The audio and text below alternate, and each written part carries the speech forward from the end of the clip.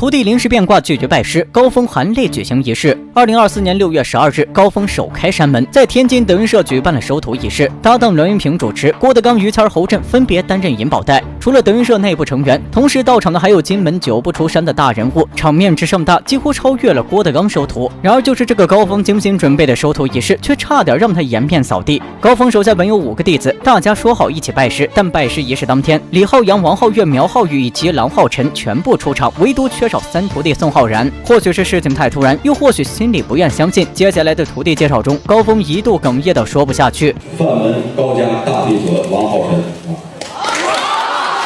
，2弟子苗浩宇敦煌话语，后边就不排序了啊，这个清耳乐心啊。明明4个徒弟，为什么到了老3就不说了？因为老3就是宋浩然，那个伤了他心的弟子。在之后的拜师仪式中，高峰不仅全程不在状态，还差点口误将4个徒弟说成5个徒弟。宋浩然作为高峰的3徒弟，认识高峰时间最长，对于自己不愿拜师，他是这么解释的：那我们都是13年给的字，我比这个什么郎浩辰呀、苗浩宇啊还稍微早一点，就是性格也比较内向，也是不太会来事儿。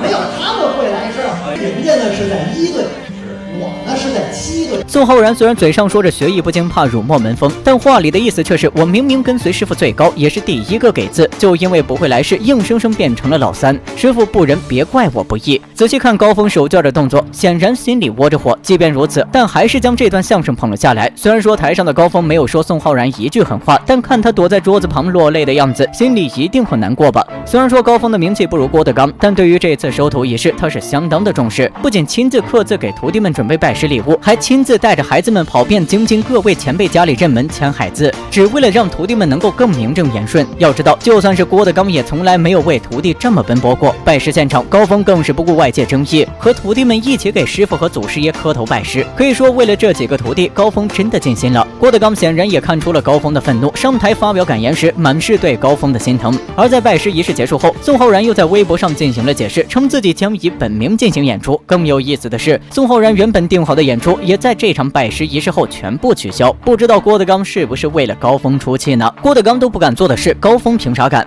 很感动啊！其实之前在德云社收徒弟，我没让他们磕头什么的啊，老派人说闲话，我狭隘了啊！这是一个中国的传统的礼节，代表了最大的爱。收徒仪式上，高峰将师傅师爷的照片摆在墙上，带着弟子们行跪拜礼。虽然说在原来徒弟给师傅磕头是常事，但近些年来随着这些行为被骂传统陋习，哪怕是郭德纲也不敢再在收徒的时候让弟子行跪拜礼。可高峰不仅做了，还当着数千计的观众做了。想当年马志明收义子的时候，仅仅因为磕了1个头就被骂上热搜，以至于现在马志明都不再举行任何仪式。而至于高峰为何这么做，完全是因为他想师傅了。我师傅是我们天津的相声老艺术家范振钰先生，我去看他家住1楼，有时间我就去，每回临走他都得站在那个1楼的阳台上，看着我出了小区，直到看不见了，他才扭身回去。都知道高峰的师傅是金文生，但很多人不知道的是，他最初拜的师傅是范振钰。由于当时高峰拜范振钰老爷子的时候，范振钰年纪已经很大了，为了不影响高峰的前途，也为了自己去世后高峰能有人教，范振钰就把高峰托付给了金文生先生。范先生把我托付给金先生，那意思我岁数大了，我有那个教不了的，有那个你会我不会的那个，你交给他。这就是老先生的义德。虽然说高峰和师傅范振钰之间只有4年的师徒情谊，但对方的所作所为让他铭记一辈子。至于高峰为何在收徒仪式上也摆上班德贵和马三立的照片，那是因为范振钰的师傅就是班德贵，而班德贵师傅是马三立。可以说高峰真的做到了尊师重道。另外，范振钰除了是高峰的师傅以外，与郭德纲也有一段说不清的渊源。当年郭德纲进京闯荡期间，因为没地方住，曾在范振钰家住过一段时间，甚至于每天早上郭德纲起来都能看到范振钰给他准备的早点。后来郭德纲创办德云社找不到合适的搭档，范振钰加入德云社帮他捧了4年，期间有人说郭德纲坏话，都被范振钰怼了回去。可以说在郭德纲的事业中，范振钰起到了不小的作用。高峰凭啥能得到郭德纲的器重？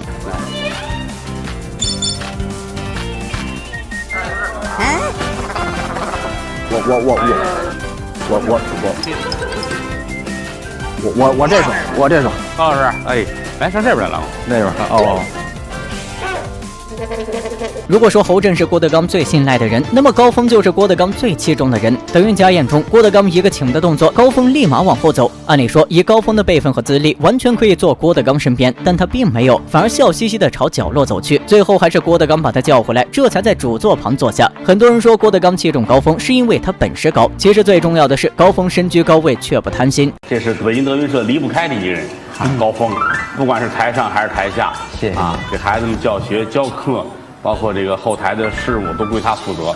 这个跟大伙儿好好的聊一聊。其实好多人并不熟悉你。对，这个人的俩字的评语，您说特别的低调。05年，高峰被范振钰和金文生两人推荐给郭德纲。虽然当时郭德纲对这个小师弟很好，但重视不足。直到天津省亲专场中，高峰用一段盲捧西征梦，才正式引起郭德纲的重视。1000万，不少钱了，这要都换成日元，吃饱了撑的是，我能数到80岁生日。人钢板他妈你埋了啊！后来高峰更是凭借稳健的台风、扎实的基本功，成为德云社总教习。进入德云社的学员都会先跟着高峰学习，只有被他认可的人才会被推荐给郭德纲。可以说，现在的德云社弟子中，大多数都出自高峰之手。然而，就是这么一个身居高位的人，不仅做事兢兢业业、不争不抢，平时最大的爱好就是看各种曲艺有关的书籍。这也是为什么郭德纲会说高峰直眉瞪眼朝老艺术发展的原因。